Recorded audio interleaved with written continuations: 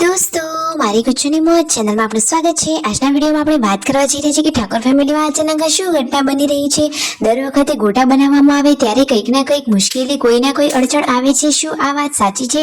આવી માન્યતામાં માનવું જોઈએ કે નહીં? કારણ કે તેમને એવા શું અનુભવ થયા કે જેથી એમને એવું તારણ કાઢ્યું? કોણે આવી કોમેન્ટ કરી હતી? તે બાબતે તેમણે શું વિચાર્યું? અને હવે છોટું બેબી આવવાની કેટલી વાર? ફાઇનલી ખુશખબરી હવે કેટલી નજીકમાં છે? બધું જાણવા મળશે તમને આપણા આ વિડીયોમાં। મારી ચેનલ ઉપર નવા હોય તો ચેનલને ફટાફટ લાઈક શેર એન્ડ સબસ્ક્રાઇબ કરી દો। Full video in life of Thakor channel દોસ્તો ફૂલ વિડીયોની લિંક ડિસ્ક્રિપ્શનમાં મૂકેલી છે, ત્યાં જઈ તમે આખો વિડીયો વોચ કરી શકો છો।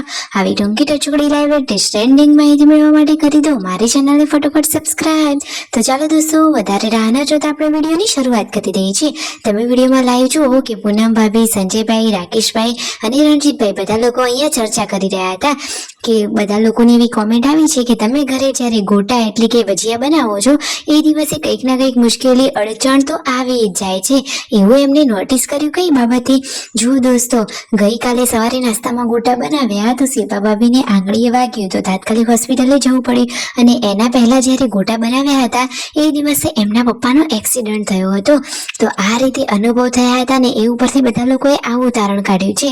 તો સંજોગો વસાવત પણ એવું બની શકે છે અને કદાચ આવું સાચું પણ હોઈ શકે છે। તમને શું લાગે છે? તમારો અભિપ્રાય કોમેન્ટમાં અવશ્ય જણાવજો। જુઓ, પાર્વતી ભાભી તો ઓનલાઈન બ્લાઉઝ મંગાવ્યો હતો, મસ્ત ડિઝાઇન અને એકદમ યુનિક પેટર્ન વાળો બ્લાઉઝ, અને એ પણ મસ્ત આવી ગયો છે અને એમના માપનો પણ છે, મસ્ત કલર પણ છે। ફાઇનલી દોસ્તો જુઓ, હવે તો ઘરમાં બધા લોકો ગોટા બનાવતા પણ બીવી રહ્યા છે। કહે છે કે કદાચ બનાવીએ ને કદાચ કશુંક થાય તો। આજે તો રણજીતભાઈ લીંબુ શરબત બનાવી રહ્યા છે। ઘરમાં સૌથી બેસ્ટ શરબત તો રણજીતભાઈ બનાવે છે। સાંજના જમવાની તૈયારીઓ થઈ રહી છે ને આ બાજુ ગરમા ગરમ રોટલી બને છે અને ભીંડાનું શાક। તો રણજીતભાઈને તો લાગી હતી ભૂખ, તો આજે તો એ તો વહેલા જમવા માટે બેસી ગયા છે। જમવાનું રેડી છે અને જુઓ, રણજીતભાઈ વહેલા જમવા બેસી ગયા છે। આજે તો એમને કસરત કરવાનો મૂડ નથી, કહે છે કે મારે તો વહેલા જમી લેવું છે। તો જમવા બેસી ગયા અને સાથે સરસ મજાનું ખટ્ટું મીઠું અથાણું પણ લઈ લીધું છે। સંજયભાઈએ એકદમ ટેસ્ટી અથાણું બનાવ્યું હતું અને પછી સંજયભાઈ પણ જમવા માટે આવી ગયા હતા। એ કહે છે કે હાલમાં તો મેં કસરત મૂકી દીધી છે, તો એ પણ આજે વહેલા જમવા માટે બેસી ગયા છે। પરિવારના બધા લોકો જુઓ, બચ્ચા પાર્ટી પણ અહીંયા પપ્પા જોડે જમવા આવી ગયા છે।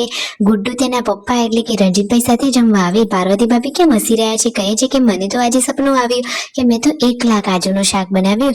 અરે, કાજુની ગાંઠિયાનું બનાવ્યું હતું તો પણ પપ્પાએ એમ કહ્યું હતું કે આવું ના બનાવાય શાક, તો 1 લાખ કાજુનું બનાવીએ તો આવી જ બને। અરે એવું કઈ નહીં, પણ એમના પપ્પા તો મસ્તીમાં કહેતા હોય, બાકી પરિવારમાં બધા હળી મળીને રહે છે। તો લાઈક શેર એન્ડ સબસ્ક્રાઇબ।